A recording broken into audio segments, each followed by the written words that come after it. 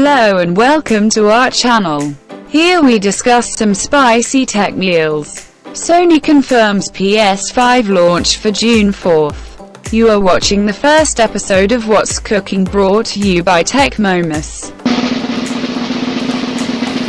Sony has made it official that PlayStation 5 event will be held online on June 4th. The event is designed to both announce new games and show gameplay from the new PS5 console.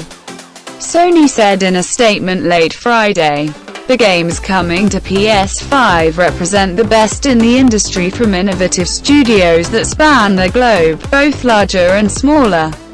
Those newer and those more established, all have been hard at work developing games that will showcase the potential of the hardware," said Jim Ryan, President and CEO of Sony Interactive Entertainment Studios. Sony has so far unveiled a logo for the console, the PS5 gamepad, and a tech demo showing the console's graphics capability. Here are the specs.